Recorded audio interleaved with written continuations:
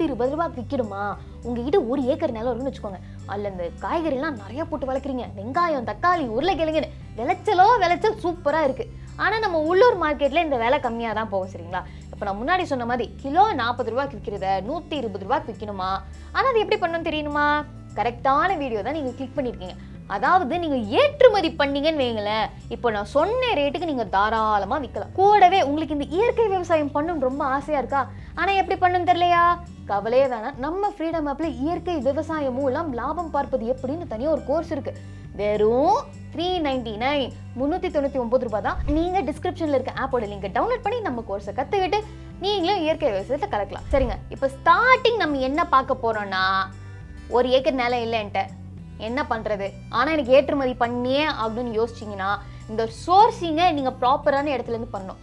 இப்போது இந்த கோயம்பேடு மாதிரி ஹோல்சேல் மார்க்கெட்லாம் இருக்குது பார்த்தீங்களா, அங்கே அந்த ஹோல்சேல் ரேட்டுக்கே நீங்கள் வாங்கி அதையும் நீங்கள் ஏற்றுமதி பண்ணலாம். அந்த ரூல்ஸ் எல்லாம் எதுவும் இல்லைங்க. என் நிலத்தில் விளைஞ்சது தான் நான் ஏற்றுமதி பண்ணணும்னு ஒரு ரூல்ஸுமே கிடையாது. இந்த மாதிரி ஹோல்சேல் மார்க்கெட்லேருந்து பண்ணிக்கலாம். அப்படி இல்லை இந்த விவசாயிகள்லாம் இருப்பாங்க தெரியுமா, அவங்ககிட்ட நீங்கள் ஒரு கான்ட்ராக்ட் மாதிரி போட்டு வச்சுக்கலாம். இந்த மாதிரி நீ என்கிட்ட இது இவ்வளோக்கு வித்துரு, நான் அதை அப்படியே ஏற்றுமதி பண்ணிடுறேன், அது வந்து கொஞ்சம் ப்ராஃபிட்டு மார்ஜின் அந்த மாதிரி நீ எடுத்துக்கோ. அந்த மாதிரி நீங்கள் ஒரு மிடில்மேன் வேலையும் பார்த்துக்கலாம்.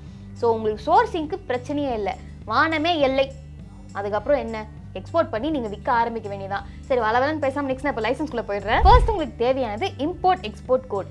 அதுக்கப்புறம் agriculture and processed food products export development அத்தாரிட்டியோட ரெஜிஸ்ட்ரேஷன். அதுக்கப்புறம் நீங்கள் உணவுப் பொருட்கள் ஏற்றுமதி பண்ணுறீங்கன்னா கண்டிப்பாக இந்த FSSAI லைசன்ஸ் தேவை. சப்போஸ் நீங்கள் அந்த அமெரிக்கா போல் அந்த மேற்கத்திய நாட்டுகளில் வந்து நீங்கள் எக்ஸ்போர்ட் பண்ண போகிறீங்கன்னா FDA அப்படின்ற லைசன்ஸ் உங்களுக்கு தேவை. அதுக்கப்புறம் முக்கியமானது என்னென்னா GST ரெஜிஸ்ட்ரேஷன். ஏன்னா நீங்கள் ஏற்றுமதி பண்ணுறீங்க தெரியுமா, ஒரு கம்பெனி பேரில் தான் நீங்கள் ஏற்றுமதி பண்ண போகிறீங்க.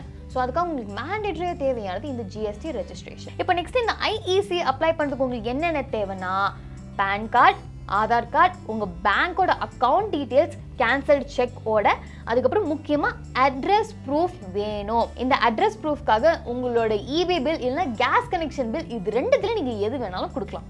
ஏன் உங்கள் ரெண்டல் அக்ரிமெண்ட் கூட நீங்கள் தாராளமாக யூஸ் பண்ணிக்கலாம்.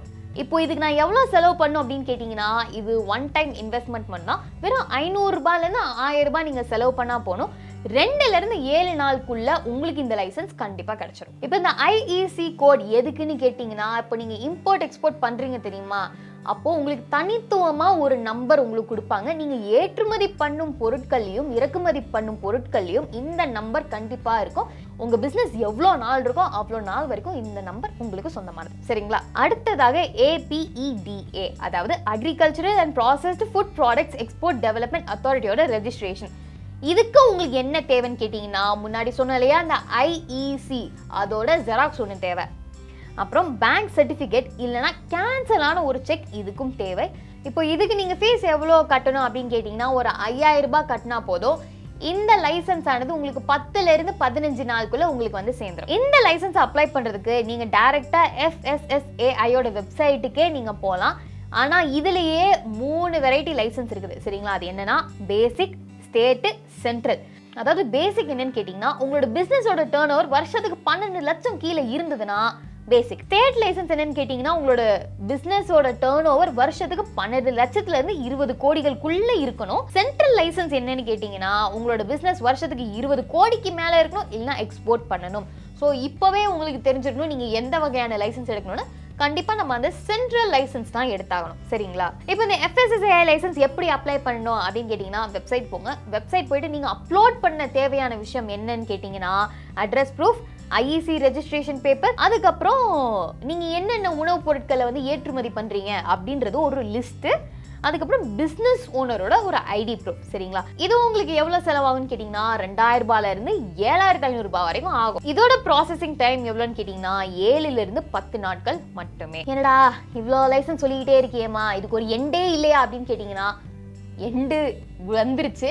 அதாவது நம்ம இப்போ ஒரு பேங்க் அக்கௌண்ட் ஓப்பன் பண்ண போனோம்னா நம்மளை லோன்னு அலைய விடுவாங்க தெரியுமா. ஆனால் அந்த ஒரு தடவை தான் நம்ம அப்படி அலைவோம். அதுக்கப்புறம் நமக்கு அந்த ப்ராசஸ் எல்லாமே ஸ்மூத் ஆகிடும் இல்லையா. அதே மாதிரி தான் இப்போ நீங்கள் இத்தனை அலைச்சல் அலைஞ்சாதான் உங்களுக்கு இத்தனை லைசன்ஸ் கிடைக்கும். நீங்கள் 6 மாதத்துல எடுக்க வேண்டிய லாபத்தை நீங்கள் 1 மாதத்துலேயோ இல்லை 2 மாதத்துலேயோ எடுக்கிறீங்க இல்லையா. ஸோ அதுக்காக இந்த அலைச்சல் எல்லாமே ஒரு நல்ல ஒரு இதுதான். ஸோ நீங்கள் கவலையே பட வேணாம், இவ்வளோ கஷ்டப்பட்டால் தான் நமக்கு இதுக்கு ஏற்ற பலனும் கிடைக்கும். சரிங்களா? இப்போ லைசன்ஸ் இதோட முடிஞ்சிருச்சு. இன்னும் எக்ஸ்ட்ரா ஏதாவது லைசன்ஸ் இருக்குதான்னு நீங்கள் பார்த்துக்கோங்க. ஏன்னா ரீஜனுக்கு ரீஜன் லைசன்ஸ் எல்லாமே மாறும், அப்படி இல்லையா? உங்களுக்கு சப்போஸ் தெரிஞ்சுன்னா இல்லை தர்ஷினி இந்த லைசன்ஸ் நீ விட்டுட்ட அப்படின்னு சொன்னீங்கன்னா மறக்காம கமெண்ட் செக்ஷனில் போடுங்க. அதை பார்த்து நாங்களும் தெரிஞ்சுப்போம், மற்ற எல்லாருமே பயனடைவாங்க. சரிங்களா? இப்போ நம்ம எல்லா லைசன்ஸும் பார்த்தோம் இல்லையா? இப்போ அதுக்கு என்னென்ன கைட்லைன்ஸ் நம்ம ஃபாலோ பண்ணணும் அப்படின்னு முக்கியமாக ஒரு இது இருக்குது. அதுதான் இப்போ நம்ம பார்க்க போகிறோம். இப்போ நீங்கள் ஃபாலோ பண்ண வேண்டிய கைட்லைன்ஸ் என்னன்னா, இன்டர்நேஷனல் குவாலிட்டி ஸ்டாண்டர்ட்ஸ்க்கு ஏற்ற மாதிரி இந்த சைஸு ஃப்ரெஷ்னஸ் எல்லாமே இதில் வந்தடையணும். உங்களோட ஏற்றுமதி பொருள் எதுவுமே டேமேஜே ஆகாத மாதிரி நீங்கள் அதை ப்ராப்பராக பேக்கேஜிங் பண்ணி ஆகணும். அப்புறம் இந்த எக்ஸ்போர்ட் கான்ட்ராக்ட் இருக்குது பார்த்தீங்களா, அதில் உங்களோட டேர்ம்ஸ் அண்ட் கண்டிஷன்ஸு தென்னந்தெளிவாக எழுதி வச்சே ஆகணும். சரிங்களா? இந்த கைட்லைன்ஸை மட்டும் நீங்கள் ஃபாலோ பண்ணிங்கன்னா தாராளமாக உங்கள் சரக்கு நீங்கள் ஏற்றுமதி பண்ணலாம். சரி, இப்போ எல்லாத்தையும் பார்த்தாச்சு. கடைசியாக முக்கியமான விஷயத்துக்கு இப்போ நான் வரேன். ப்ராஃபிட் மார்ஜின் அண்ட் எவ்வளோ இன்வெஸ்ட்மெண்ட். இதெல்லாம் பார்த்தா தானே உங்களுக்கு ஒரு ஐடியா வரும் என்ன மாதிரி பண்ணலான்னு. டிஸ்க்ளைமர் நான் முன்னாடியே சொல்லியிருக்கேன், நம்மளோட இப்போ நான் மென்ஷன் பண்ணுற இந்த ப்ரைஸ் எல்லாமே அப்ராக்சிமேஷனாக தான் சொல்கிறேன். நம்மளோட இந்தியன் எக்கானமியை பொறுத்து தான் நாளைக்கு இந்த ப்ரைஸ் ஏறவும் செய்யும் இறங்கவும் செய்யும். சரிங்களா? ஸோ அப்டேட்டடாக இருக்க வேண்டியது நீங்கள். ஏன்னா வீடியோ நான் போட்டுட்டு இருக்கேன், நான் அப்டேட் பண்ணிகிட்டே இருக்க முடியாது. அப்டேட் பண்றேன், ஆனா இந்த வீடியோல அப்டேட் பண்ண முடியாது இல்லையா? இந்த லைசன்ஸ் எல்லாமே இப்போ நீங்க வாங்குறதுக்கு 10,000 இருந்து 15,000 நீங்க செலவு பண்ணா போதுங்க. இப்போ ஃப்ரெஷ் காய்கறிகளோட மார்ஜின் எல்லாமே 20% இருந்து 40% வரைக்கும் ஆகும். ஓகேவா? இப்போ நீங்க பிரீமியம் வெரைட்டி விற்கிறீங்க அப்படின்னா உங்களுக்கு மார்ஜின் எவ்வளோன்னா 50% வரைக்கும் வரும். இப்போ உதாரணத்துக்கு இன்வெஸ்ட்மெண்ட் நீங்க ஒரு 5 இருந்து 10 லட்சம் போடுறீங்கன்னு வச்சுக்கோங்களேன். இது எல்லாமே அந்த சோர்ஸ் பண்ணுறது, பேக் பண்ணுறது, அதுக்கப்புறம் நீங்கள் சரக்கு ஏற்றுமதி பண்ணுறதுல இந்த 5 10 லட்சம் வரைக்கும் வரும். உங்களோட ரெவன்யூ எவ்வளோ வரும்னு கேட்டிங்கன்னா 8 12 லட்சம் வரைக்கும் வரும். சரிங்களா?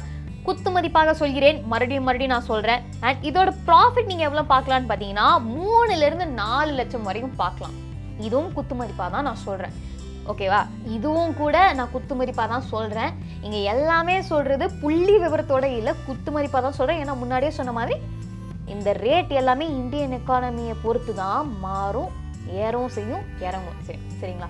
சரி, இப்போ நீங்க தெரிஞ்சுக்க வேண்டிய விஷயம் இவ்வளோதான். இதெல்லாம் நீங்க ப்ராப்பரா கத்துக்கிட்டாலே உங்களோட காய்கறி எக்ஸ்போர்ட் பிசினஸை நீங்க தாராளமா பண்ணலாங்க. நம்ம இந்தியா தான் காய்கறி எக்ஸ்போர்ட்ல 11வது இடத்துல இருக்குது. சரிங்களா? ஸோ அந்த இடத்த நீங்க விட்டு கொடுக்காம நீங்களும் காய்கறி எக்ஸ்போர்ட் பண்ணி நல்ல பெருசா வளரணும்னு பாக்குறோம். நீங்க பண்ண வேண்டியது என்னன்னா, மறக்காம நம்ம ஃப்ரீடம் ஃபார்மிங் தமிழ் சேனலுக்கு சப்ஸ்கிரைப் பண்ணிக்கோங்க. அதுக்கப்புறம் நம்ம ஃப்ரீடம் ஆப்பையும் டவுன்லோட் பண்ணி இருக்கிற கோர்சஸ் எல்லாமே நீங்க கத்துக்கோங்க. சரிங்களா? அடுத்த வீடியோல உங்களை சந்திக்கிறேன்.